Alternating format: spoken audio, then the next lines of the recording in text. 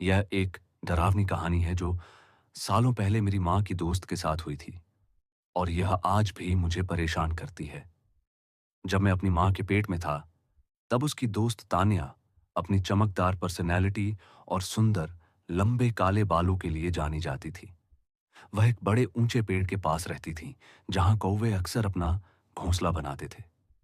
हर दोपहर जब खाने का समय होता, तो तान्या अपनी खुली खिड़की के पास बैठकर गर्मियों की तेज हवा के साथ अपने खाने का मजा लेती। लेकिन एक दिन कुछ बदल गया। एक कौवा खिड़की पर बैठ गया और बस उसे देखता रहा। उसकी आंखें बिना हिले डुले उसकी आंखों से चिपकी रहीं। उसे लगा कि वह भूखा है, इसलिए उसने उसे खाना खिलाना शुरू कर दिया। और यह ऐसा काम बन गया जो वह हर दिन करने लगी। पहले तो यह नुकसानदायक नहीं लगा, लेकिन एक शाम चीजों ने एक अजीब मोड़ ले लिया। तान्या अभी अभी नहाई थी और गर्मी इतनी ज्यादा थी कि उसके बाल गीले होकर पीठ पर लटक रहे थे। उस रात घर में सिर्फ 4 लोग थे।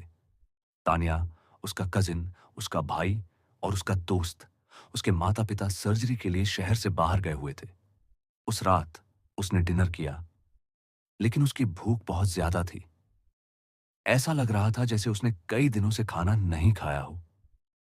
अगले दिन वह तेज बुखार से बिस्तर पर थी और जब यह आखिरकार उतरा, तो हालात और खराब हो गए। तान्या ने बहुत ज्यादा खाना खाना शुरू कर दिया, जो कई लोगों के लिए काफी था। और रात में असली डर तब शुरू हुआ। वह घर में घूमने लगी, फ्रिज खोलने लगी, बोतलें तोड़ने लगी, कुर्सियां घसीटने लगी, दीवारों पर दस्तक देने लगी। ऐसा लग रहा था जैसे अब उसका कंट्रोल नहीं रहा। डॉक्टरों ने इसे नींद में चलना कहा, लेकिन उसके परिवार को बेहतर पता था। फिर एक दिन मेरी माँ उससे मिलने गई। उन्होंने जो देखा, वह उनकी याद में बस गया। तान्या के बेडरूम में 7 या 8 लोग थे, जो उसे पकड़ने की पूरी कोशिश कर रहे थे। वह इतनी जोर से छटपटा रही थी कि वे मुश्किल से उसे संभाल पा रहे थे। यह आखिरी बार था जब मेरी मां ने दखल देने की हिम्मत की। आखिरकार तान्या को एक पादरी के पास लाया गया। उसने उसके कंधों पर हाथ रखा और प्रार्थना करने लगा। जैसे ही उसने ऐसा किया, उसके मुंह से एक गहरी, कर्कश आवाज निकली। उसने पूछा, तुम में से कितने लोग अंदर हो? और उस आवाज ने जवाब दिया, 7। हम 7 लोग उसके अंदर हैं। पादरी डर गया। तुम उसके अंदर क्यों घुसे? आवाज ने जवाब दिया, वह हमारी परवाह करती थी। वह हमें खाना खिलाती थी। हम उसे पाताल लोक ले जा रहे हैं। तभी उसे सच्चाई का एहसास हुआ। कौवे सिर्फ पक्षी नहीं थे, वे आत्माएं थीं। और जब वह हंसी, जब उसके लंबे गीले बाल उसकी पीठ पर लटके, तभी उन्होंने अपना चांस लिया। भूतों ने पुजारी को चेतावनी दी कि तान्या कभी शादी नहीं करेगी, उसके बच्चे नहीं होंगे, और अगर उसने कोशिश की तो दुखद घटना होगी। पुजारी ने उन्हें धमकाया। उसने शक्ति से प्रार्थना की और समय के साथ वे चले गए। तान्या के घर जाने से पहले उसने उसे एक सुरक्षा देने वाली चीज दी और चेतावनी दी। उसने कहा, इसे कभी मत खोना, इसे कभी मत उतारना। साल बीत गए। तान्या ने शादी कर ली। 2014 में वह प्रेग्नेंट हुई, लेकिन बच्चा खो दिया। फिर 2018 में और एक बार 2022 में। हर बार मिसकैरेज।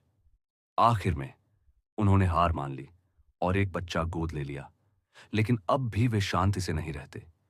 मुझे पूरी उम्मीद है कि तान्या के साथ और कुछ ना हो, लेकिन कुछ चीजें वे कभी नहीं भूलते। यह कहानी शायद सबसे डरावनी ना हो जो आपने कभी सुनी हो, लेकिन अब भी यह मुझे सिहरन देती है। यह तब हुआ जब मैं सिर्फ किंडरगार्टन में था। मेरा स्कूल 2 मंजिला बिल्डिंग था और उस खास दिन यह रिसेस के दौरान हुआ।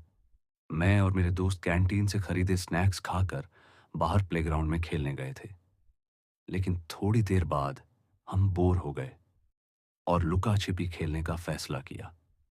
यह गेम का आखिरी राउंड था और मेरे एक दोस्त ने सुझाव दिया कि हम बिल्डिंग की बाईं ओर की सीढ़ियों से ऊपर छिप जाएं। लेकिन जब हम वहां पहुंचे, तो सब डर गए।